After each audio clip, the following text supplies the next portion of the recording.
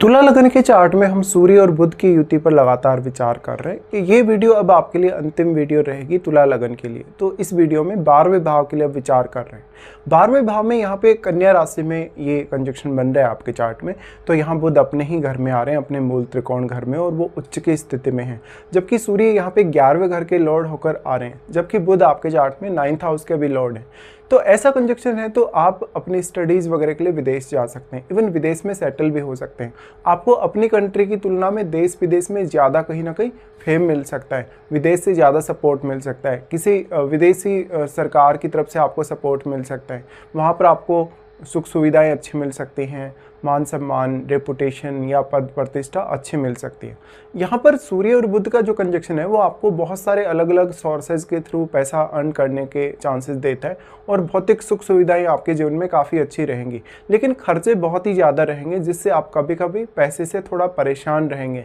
Saving की समस्या आपको रहेगी।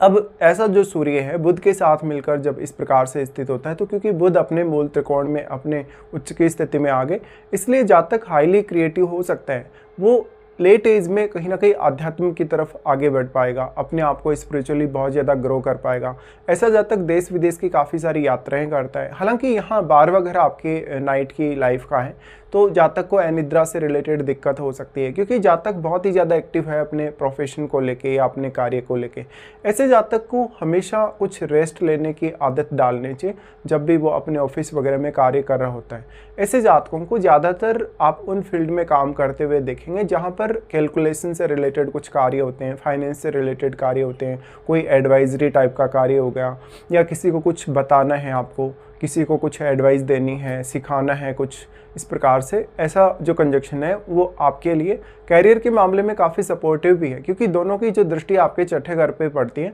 तो छठे घर के मामले में हमेशा आपको ये प्रोटेक्ट करते हैं दोनों ही। और यहाँ आपको लेकिन बुध पर ज़्यादा ध्यान देने की आवश्यकता है, क्योंकि बुध अपने स्वराशि या अपनी उच्च की स्थिति में तो आ गए अपने मूल त्रिकोण घर में, लेकिन वो सूर्य से कितना ज़्यादा प्रभावित हैं। क्योंकि अगर यहाँ पे बुध सूर्य से बहुत ज़्यादा प्रभावित होंगे, ऐसे में आप कभी कभी ऐसा होगा कि अपने खर्चों को बहुत अच्छे से प्लान नहीं कर सकेंगे। सूर्य अब 11वें घर के स्वामी हैं, तो आपको अपने भाग्य को जगाने के लिए स्वयं से ज़्यादा मेहनत करनी पड़ेगी। और क्योंकि बुध भी तो 9th हाउस के ही लॉर्ड हैं, लेकिन सूर्य 11वें घर के लॉर्ड होने की वजह से आपको बहुत ज़्यादा मेहनत करनी होगी अपने अपेक्षाओं को पूरा करने के लिए। अपनी बहुत सारी अपेक्षाएँ आपको देखने को मिल सकते हैं। इस प्रकार का जो कंजक्शन है कभी कभी मैरिड लाइफ में कुछ इश्यूज ला सकता है, जहाँ पर आप अपने काम पे ज़्यादा फोकस कर रहे हैं और अपनी मैरिड लाइफ या रूटीन लाइफ पर कभी कभी उतना अच्छे से फोकस नहीं करते, या घरेलू लाइफ पर भी। इसलिए आप अपने घरेलू लाइफ को देने के लिए समय बहुत ही कम बचा पाएंगे, और ये सबसे मेन आपकी प्रॉब्लम रहेगी। इस प्रकार से फाइनेंस रिलेटेड आपके जितने भी मैटर्स हैं, जैसे आपको लोन वगैरह लेना है, आपको कहीं कोई पैसा इन्वेस्ट करना है, या आपको कुछ परचेज वगैरह करना है, उन मामलों में जितने आप बेहतर होंगे उतना ही ज़्यादा आप अपनी लाइफ में स्टेबिलिटी ला पाएंगे। बुध यहाँ आपको काफ़ी लॉजिकली सोचने, काफ़ी अच्छे से फैसले लेने के लिए प्रेरित तो कर रहे हैं, लेकिन सूर्य का जितना ज़्यादा प्रभाव बढ़ेगा बुध पर, उतना ही ज़्यादा सूर्य बुध पर ज़्यादा हावी हो जाएंगे। और सूर्य का यहाँ पर बुध पर हावी होना, कहीं ना कहीं सूर्य ये इंडिकेट कर रहे हैं कि बुध से संबंधित जो प्रभाव हैं या जो परिणाम हैं, उनमें फिर सूर्य का रोल बहुत ही ज़्यादा बढ़ने वाला है। ऐसे केस में आप अपने चार्ट में 11वें घर में बैठे प्लैनेट को अवश्य विचार करिए, क्योंकि 11वें घर में बैठा प्लैनेट कहीं ना कहीं सूर्य के जो प्रभाव हैं, जो परिणाम हैं, उनको थोड़ा बहुत प्रभावित कर पाएगा, और वो 11वें घर से संबंधित आपकी अपेक्षाओं को, आपकी इच्छाओं को भी प्रभावित करेगा। साथ ही उस प्लैनेट का दृष्टि आपके पंचम घर पे रहेगा, तो आपकी संतान, आपकी एजुकेशन, आपके लव लाइफ वगैरह बहुत सारे आपके मामलों पर उस ग्रह का प्रभाव पड़ सकेगा। यहाँ पे सूर्य और बुध दोनों का जो प्रभाव आपके छठे घर पे पड़ रहा है, तो छठे घर में बैठा प्लैनेट इनसे काफ़ी प्रभावित होगा, तो आपकी रूटीन लाइफ, आपकी ऑफिस वगैरह के कार्यों पर उस ग्रह का असर नजर आ सकता है। इस प्रकार का जातक अपनी सेहत के लिए बहुत ज़्यादा कहीं ना कहीं वो सक्रिय होगा और काफ़ी मेहनती होगा, काफ़ी अच्छे से वो अपने कार्य कर पाएगा। लेकिन क्योंकि बुध यहाँ ड्यूअल प्लैनेट हैं, ड्यूअल प्लैनेट होने से कभी कभी कुछ कन्फ्यूजन रह सकता है आपको, कुछ निर्णय वगैरह लेने, कुछ विचार वगैरह करने में। तो ऐसा जो कंजक्शन है कभी कभी आपके लिए बहुत ज़्यादा स्ट्रेस डेवलप कर सकता है। अब आपके चार्ट में चंद्रमा भी अच्छी स्थिति में हो, आपके लग्नेश अगर शुक्र भी बहुत अच्छी स्थिति में हो, तभी आप पूर्ण रूप से स्टेबिलिटी पा सकते हैं और सूर्य और बुध के इस कंजक्शन का ज़्यादा से ज़्यादा लाभ उठा सकते हैं। इनका जो प्रभाव आपके छठे घर पे पड़ रहा है, देखिए आपका जो छठा घर है वो शनि से रिप्रेजेंट होने वाला घर है, तो शनि की प्लेसमेंट भी देखना आपके लिए उतना ही ज़्यादा जरूरी हो जाएगा।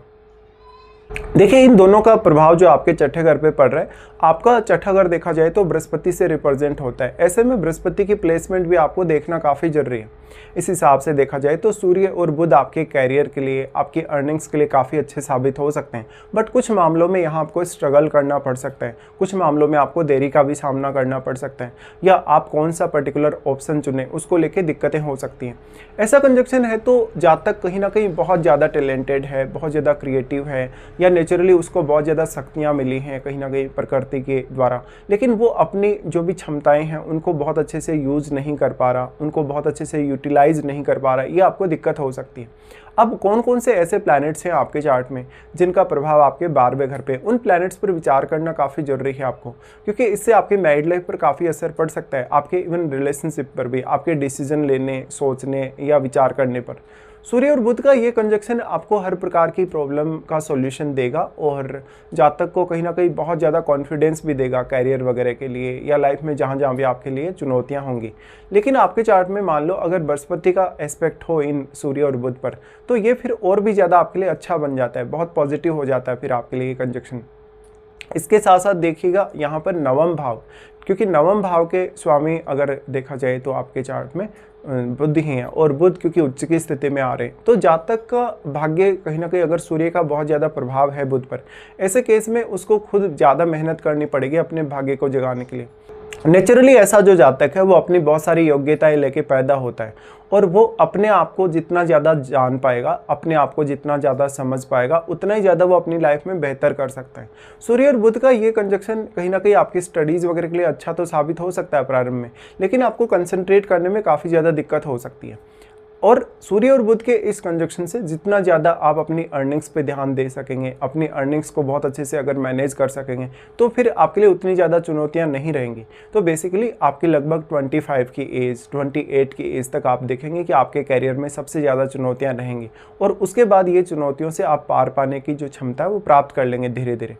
अब सूर्य या बुध के साथ कोई भी अदर प्लैनेट अगर बैठा हो तो आपको उस पर विचार करना आवश्यक है। साथ ही साथ अगर बुध वक्री हो गए हो यहाँ पे, तो वक्री होने के केस में आपके लिए कभी कभी डिसीजन लेना उतना आसान नहीं होगा, या आपके लिए कोई भी प्रॉब्लम आ रही है तो उसको सॉल्व करना भी आसान नहीं होगा। और सूर्य आप में उग्रता बढ़ा सकते हैं, आप में ईगो बढ़ा सकते हैं, इवन आपको आपके बॉस के साथ, आपके कलीग्स के साथ काफ़ी ज़्यादा झगड़ालू प्रवृत्ति दे सकते हैं, जिससे आपको अपने रिश्तों में नुकसान होगा, और फिर वैसे की वैसे स्थिति ही कभी कभी घरेलू परिस्थितियों में भी देखने को मिल सकती है। सूर्य का यहाँ स्थित होना पिता के साथ भी रिलेशंस को बिगाड़ सकता है, इवन आपकी खुद की कंट्री की जो गवर्नमेंट है उसके साथ भी रिलेशन उतने अच्छे कभी कभी नहीं होते। ऐसा जब तक देश विदेश से अगर कोई वो बिजनेस करे तो उसके थ्रू भी वो काफ़ी ज़्यादा अर्न कर पाएगा, और जब तक के पास इनकम के बहुत सारे साधन होंगे, ऐसा जब तक हर प्रकार की चुनौती या समस्या को दूर करना जानेगा, ऐसे में वो अपने शत्रुओं से कहीं ना कहीं लोहा लेने में अच्छा होगा, या शत्रुओं को वो पराजित कर पाएगा, शत्रुओं को अपनी जो कार्य क्षमता है उससे काफ़ी प्रभावित कर पाएगा। सूर्य और बुध का जो प्रभाव छठे घर पे पड़ रहा है, तो आपके छठे घर से जुड़े हुए जितने भी निर्णय हैं उनमें बुध और सूर्य का रोल काफ़ी बढ़ जाता है। बुध अगर अस्त हो जाते हैं इस केस में, तो बुध को सूर्य से पावर प्राप्त हो रही है या एनर्जी प्राप्त हो रही है, लेकिन यहाँ पर आपको उसको कंट्रोल करना काफ़ी जरूरी होगा, क्योंकि बुध ड्यूअल प्लैनेट है और ड्यूअल साइन में ही बैठा है। इसलिए आप पर्टिकुलर एक ऑप्शन जो चुनेंगे अपने किसी भी कार्य के लिए, उसी पर आपको ज़्यादा फोकस करने की आवश्यकता है। ऐसा कंजक्शन आपको रात्रिकालीन समय में बहुत ही ज़्यादा एक्टिव बना सकता है, और इसकी वजह से कभी कभी आपको प्रॉब्लम होती है नींद वगैरह को लेके, बहुत ज़्यादा ओवर थिंकिंग हो सकती है। अगर चंद्रमा या शुक्र अच्छी स्थिति में नहीं है आपके चार्ट में, तो कभी कभी कॉन्फिडेंस बहुत ज़्यादा लूज भी हो सकता है। तो अक्सर आपको अपने आप को रेस्ट देने की भी कोशिश करनी चाहिए, लेकिन अगर मैनली देखा जाए ये कंजक्शन आपको काफ़ी कुछ प्रोवाइड कर सकता है, फिर भी बस आपको अपनी साइड से सही तरीके से मैनेज करने की आवश्यकता रहेगी।